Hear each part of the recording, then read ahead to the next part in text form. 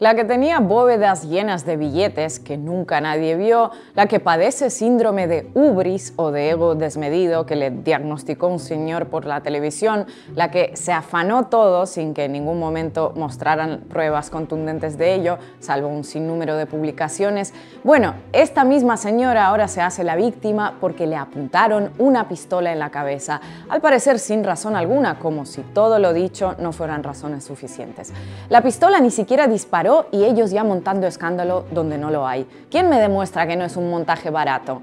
Si han seguido los medios argentinos durante los últimos varios, no pocos, ojo, años, todas estas historias y frases hechas les suenan porque todas tratan de una sola persona, Cristina Fernández de Kirchner. A lo largo de años se han destinado unos esfuerzos al límite de la capacidad humana precisamente para deshumanizar a la actual vicepresidenta de Argentina. ¿El resultado? Pues la aparición de una persona que la semana pasada decidió que no era tan mala idea dispararle en la cabeza.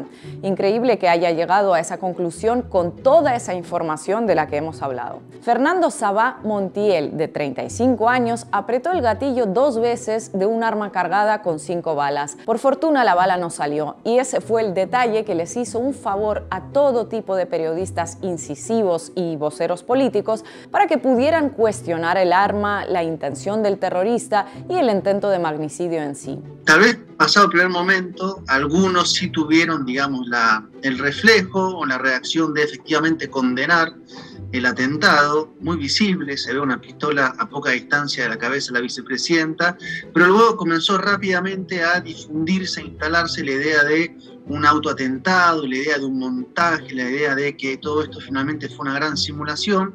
Yo veo 500 personas en la puerta de la casa de Cristina tratando de tapar el ajuste que está haciendo este gobierno. Tratando de defender a una persona que está sospechada de corrupción. Pero es un problema. Tenemos que tener no veo violencia política, realmente. No, yo te digo tensión política. ¿Cuál es la violencia política? Bien, Martín, pero ¿Dónde está la violencia política? Yo no la veo. Los días posteriores al intento de magnicidio han dejado varios diagnósticos. Primero, el extraño caso de la ceguera de este señor que no ve violencia política en un intento de asesinato perfectamente documentado. Y segundo, el estado de los medios argentinos que han pasado de darle plataforma a todo tipo de negacionistas del magnicidio fallido a titular supuesto ataque en pocos días, sino horas. ¿Ella sabía o lo ayudó a organizar el supuesto ataque? Ya es supuesto ataque. Claro. ¿Por qué? Ya es supuesto ataque por las dudas que empiezan a aparecer. O sea, de alguna manera vos lo que decís es que los fiscales dudan de que haya sido un ataque. Que hay cosas que no están coincidiendo y que no coinciden desde el inicio. Supuesto ataque grabado por cámaras de televisión, transmitido en vivo, del que hay como 20 testigos interrogados y pruebas de que ha sido premeditado. Pero hay cosas que no están coincidiendo. Cosas que impulsan una serie de cuentas de derecha y de parte de la oposición política en redes sociales, y luego hay toda una variedad de medios dispuesta a amplificarlas. Como el guión no es nada nuevo, lleva años repitiéndose, parte de la sociedad recibe estos mensajes como algo totalmente lógico y probable. Me parece que sí hay un clima político que lleva mucho tiempo instalándose, elevando a niveles muy preocupantes, donde, digamos, se crea una subjetividad, una serie de deseos y pulsiones de muerte que son muy evidentes. En las movilizaciones contra el gobierno, contra Cristina, han llevado guillotinas, han llevado bolsas mortuorias.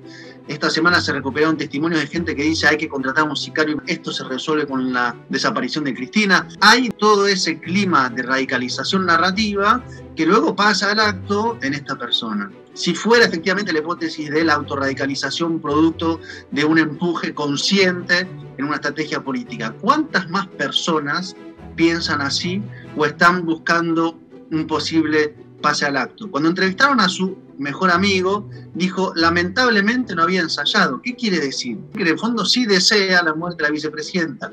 ¿Cuánta gente hoy desea la muerte de la vicepresidenta y cuánta está dispuesta a pasar al acto? ¿Sentís que quiso realmente matar a la mandataria, a la vicepresidenta de la Nación? Yo creo que su intención original era matarla, sí, pero lamentablemente no ensayó antes.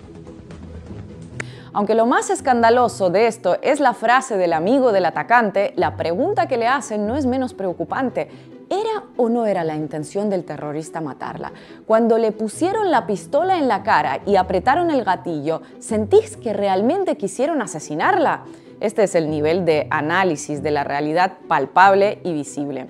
Así las cosas, entre dudas, preguntas y permanente cuestionamiento de algo que parece obvio, salió un estudio de conversaciones en redes que reveló que casi el 63% de los usuarios argentinos no cree que el atentado fuera real, sino que considera que se trató de un simulacro. No tienen pruebas, pero tampoco dudas. La presidenta del PRO, Patricia Bullrich, está diciendo que fue una simulación, que fue un teatro grotesco. Los principales medios se victimizan, dicen los violentos son ellos, nosotros somos perseguidos por el poder, nosotros hacemos un periodismo que desnuda al autoritarismo de este gobierno que se parece al de Nicaragua y Venezuela. Ese es el discurso hoy, o sea, no se ve que se desescale, se ve que se sigue apretando un botón que lleva de mínima a lo que pasó en cuanto a la autorradicalización, de máxima la hipótesis, pregunta, especulación sobre ¿y si fue algo más? Pese a que a estas alturas ya se sabe que el terrorista no actuó solo, sino con complicidad de su pareja, pese a que está claro que la pistola no era de agua, sino una muy real con la que ambos posaron en fotos días antes del ataque, el show de dudas, sospechas, victimización y odio, envuelto en un manto de periodismo crítico, imparcial e incisivo, continúa. Y para cuando se vuelva más complicado sostener la teoría del autoatentado, la derecha mediática argentina ya trabajó en otra versión. La culpa de que le restregasen una pistola por la cara a Cristina Kirchner es de Cristina Kirchner. Atención. Pero acá tenemos que ser muy sinceros. Y ser sinceros y no tener miedo de decir lo que hay que decir.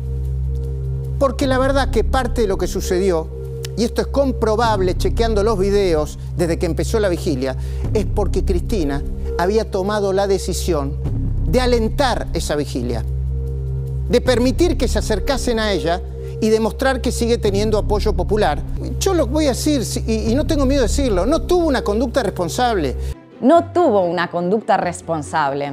Una nueva versión del mítico «La falda era muy corta y salió de noche y sola». La deshumanización y el odio que a lo largo de años se presentó como información hizo que de entrada se crea más en teorías de conspiración que en el sentido común, que la víctima sea puesta en duda y cuando no queden demasiados argumentos para sostener esto, directamente acusada de provocarlo todo ella misma por su irresponsabilidad. No fue un simulacro, pero bueno, por poco, y si no lo fue, en realidad se lo merecía, así que tampoco pasa nada. Y suerte tuvimos de que no funcionara, o se habría convertido en una mártir, que no lo es, y así hasta el infinito. El odio difundido por acción o omisión le hizo creer a ciertos personajes que un atentado o un asesinato podrían justificarse, pero quizá lo que más llama la atención es que en el momento en el que estos personajes pasaron del pensamiento a la acción, la estrategia mediática no es que haya cambiado mucho, todo lo contrario, se suben las apuestas y ya la víctima no es tan víctima y el verdugo un pobre inútil cuyas polémicas intenciones se desconocen. Hay una pregunta cuando uno ve que los medios siguen con la misma estrategia de inflar, apretar, empujar, que es, ¿lo que pasó fue un error? ¿O lo que pasó es una consecuencia de una estrategia que justamente crea estas condiciones? Porque si fue un error, pues seguramente haya una suerte de recalcular sobre lo que se está haciendo. Pero si finalmente hay detrás de estos grandes medios grupos económicos, gente que piensa, que hace estrategias, tal vez no sea un error, algo que se salió, sino algo que forma parte de lo posible, en cuyo caso estamos ante medios que están trabajando para que este tipo de situaciones puedan ocurrir. Y cuando ocurren, en vez de recular, siguen apostando a empujar un poco más. Medios que trabajan para que algo así ocurra, a sabiendas de que la intoxicación puede tener semejantes consecuencias. Se hizo viral esta semana un vídeo de la manifestación posterior al intento de magnicidio que no podría resumirlo mejor.